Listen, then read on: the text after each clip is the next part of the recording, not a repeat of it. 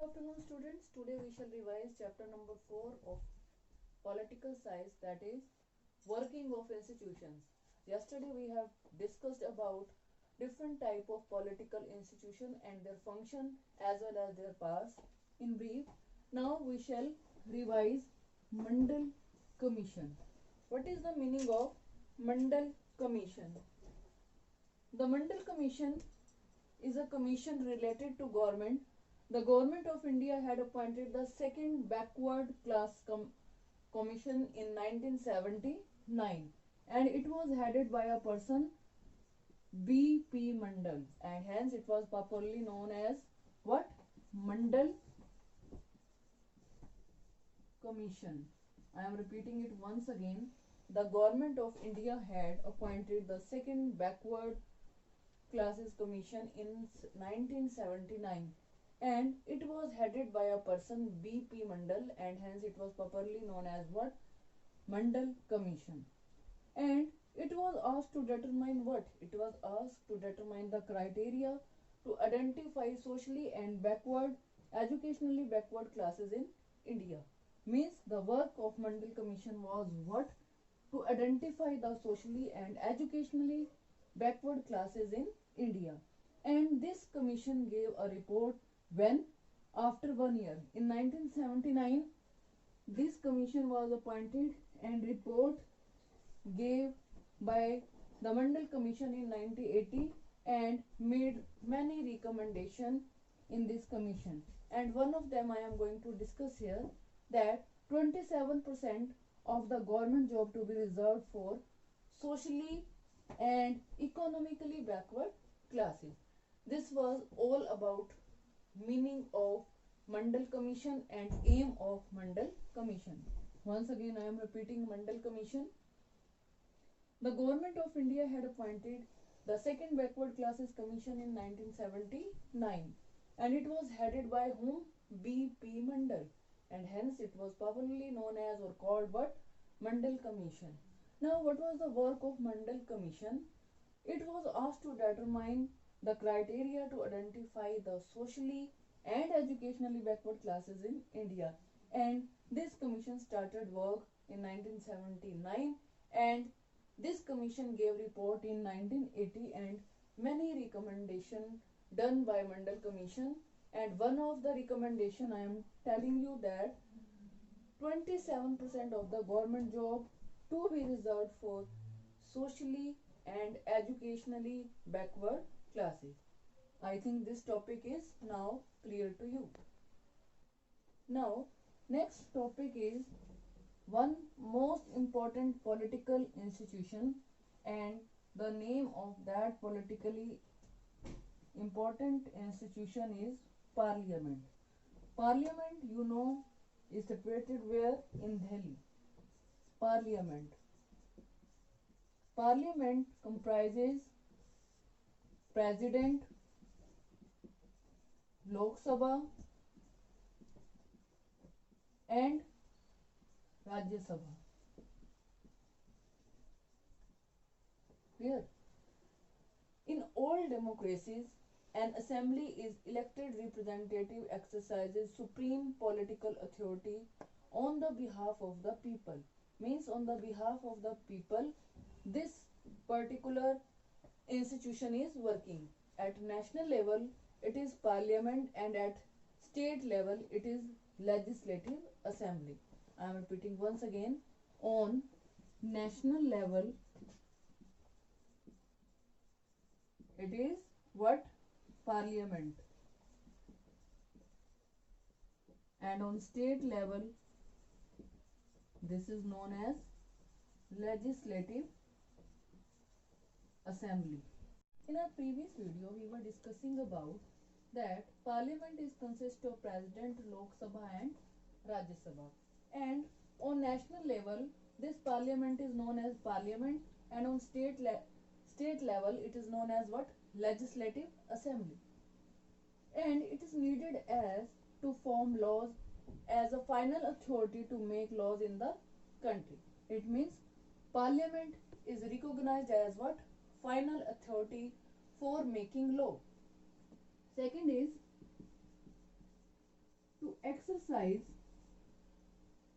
exercise control over the working of the government, to exercise control over the working of government. This parliament is controlling the, or you can say, which type of work the government is doing. Parliament is controlling all those particular work. After that, next point is that to control the expenditure of the government and control public money. To control the expenditure by the government and control and to control public money and to control public money. All these work are done by whom? By the parliament. And lastly, as the highest form of discussion and debate, it decides public issues and national policies. You can see in television also, you can talk about to your friends. On one side Lok Sabha you can make, and on another side Rajya Sabha, and you can form parliament yourself. As the highest form of discussion and debates, it decides public issues, and national policies are also discussed in parliament. All the ministers, they have to sit in the parliament, and they have to come prepared with their homework, and they have to give answer all the queries which were done in the parliament in 0 hour early in the morning. Clear? There are nearly two main houses in the parliament, and these two houses are Lok Sabha and Rajya Sabha. Both houses of the parliament are equally important for our country. Lok Sabha and Rajya Sabha. Lok Sabha, the former, I have told you, representative, elected by the representatives, and is the house of people, elected by representatives, and is known as what? House of people. Lok Sabha is also known as House of people. And if I am talking about Rajya Sabha, Rajya Sabha is elected by the elected member of each state assembly, which is called councils of state. By whom this Rajya Sabha is elected? By the elected member of, by the elected members of each state assembly, and it is also called what? It is also known as Council of States. It is also known as what? Council of State. I am repeating once again. There are two houses in parliament, Lok Sabha and Rajya Sabha. Lok Sabha is elected by the representatives of our country, and it is known as what? House of people. Rajya Sabha is elected by the member of each state assembly and is called what? Council of State. Now the question is, Lok Sabha is more important in money matters. Why? Because it's control over the executive and council of minister, and it has more members. It is also called as a lower chamber also. The question may be, why Lok Sabha is more important in money matters? Lok Sabha is more important in money matters because it control over the executive and council of ministers, and it has more members, and it is also called as a lower chamber also. It is also called as a lower chamber. Important question for 1 mark. Why Lok Sabha is more important in money matter? Then you can easily give the answer that it controls over the executive and Council of Minister, and it has more members, and that's why Lok Sabha is more important in money matters. Rajya Sabha is more important in matters concerning the states. Here if I am talking about money, here Rajya Sabha is more important in matters concerning state. It is called what? Upper chamber. It is called upper chamber. So this is the difference between both. Lok Sabha is elected for the period of 5 years. Lok Sabha is elected for the period of 5 years. And if I am talking about the Rajya Sabha is what? Permanent house with one-third member retiring every 2 years. One-third of the member of Rajya Sabha get retired after any 2 years. The term of each member in Rajya Sabha is 6 years. I am repeating the last point once again. Lok Sabha is elected for a period of 5 years, and here if I am talking about Rajya Sabha, with one-third members they are retiring every 2 years, and every member in Rajya Sabha is time tenure is 6 years. Clear to all of you? Now, next topic of discussion is political executive. What do you mean by political executive? The President, Prime Minister,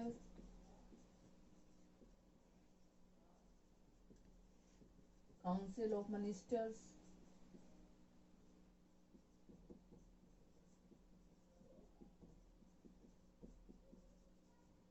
the President, the Prime Minister, Council of Ministers, and civil servants form the executive. And civil servants form the executive. Yes. And the political executive consists of political leaders also, which are elected by the people. Political executive is also formed by the political leaders, which are elected by the political leaders, which are chosen by people. It means in political executive, president is there, prime minister is there, council of minister is there, civil servants are also there, they form executive. The political executive consists of political leaders which are elected by the people and who act on their behalf. Means these political leaders they act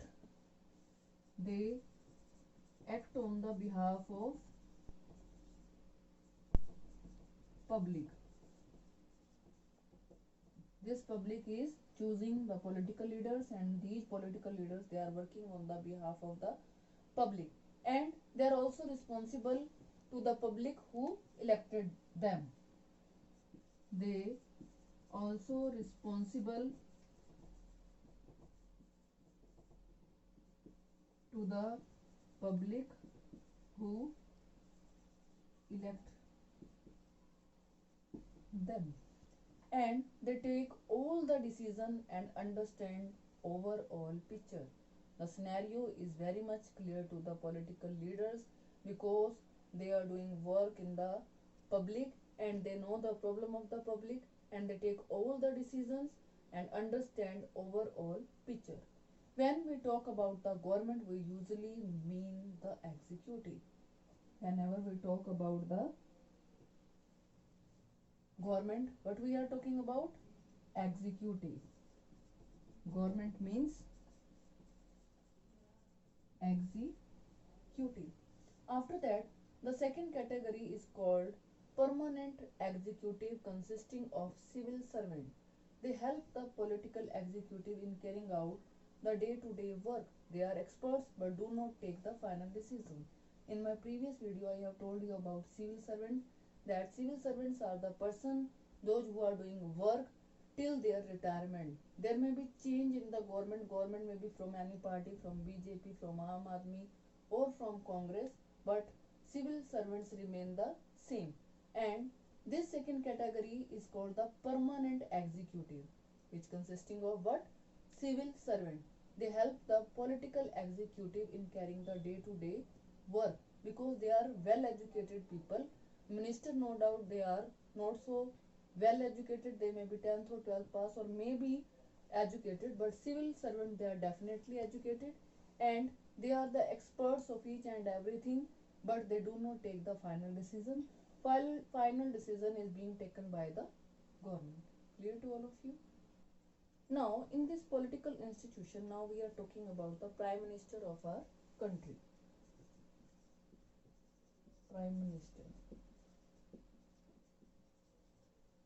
Prime Minister is the head of the government. I have told you in my previous video, is most important political institution in the country.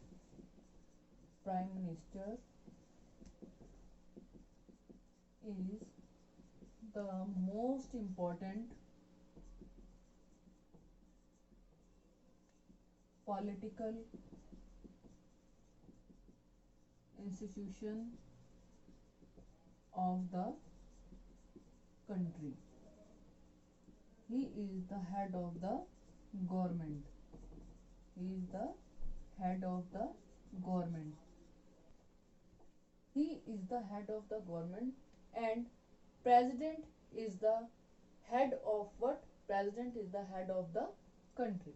After that, prime minister has three kind of ministers to help him. Prime minister has three type of minister to help him, and these ministers are, first type is what? Cabinet ministers. First type is of cabinet minister. Important question for 3 marks also. Three type of ministers they are helping the prime minister. First is cabinet minister, then councils of minister,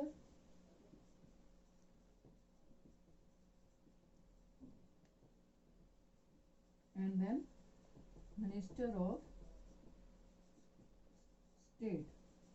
We shall discuss about these one by one. What are cabinet minister? It is the inner ring of council of minister. Means if three rings are there, then cabinet minister is in the inner ring of the council of ministers. Second is council of ministers, minister of state is on second number. Minister of state, after that deputy ministers. Cabinet ministers are the inner ring of the councils of minister, and minister of state with independent charge usually in the smaller ministry. Smaller ministry is included with minister of state. After that deputy ministers are there, and they are just called by the on the invitation of cabinet minister in any type of meeting. When the prime minister quits, the entire ministry quits. Listen once again. Prime minister is the most important political institution of the country. He is the head of the government. Sorry. There are three types of minister who are helping the prime minister: cabinet ministers, ministers of state, and then deputy minister. Cabinet minister, it is the inner ring of the councils of minister, and these ministers are assigned by prime minister. It means their portfolios given by prime minister. Prime minister decided who will be human resource minister, who will be defense minister. All these ministers they are cabinet ministers. After that, minister of states they are with independent charges, usually in charge of the smaller ministries. It means smaller ministries are in the hands of minister of state. After that, deputy ministers are there. and these deputy ministers are invited in meetings only by the cabinet minister. The prime minister's position is very supreme. He chooses his cabinet and his decision is final. Means once cabinet ministers are chosen by them, the decision of prime minister will be final. Except in a coalition government where he has to listen to other party members also. But in case of cabinet minister, his decision is final. When the prime minister quits, then all the ministry quits. Clear to all of you?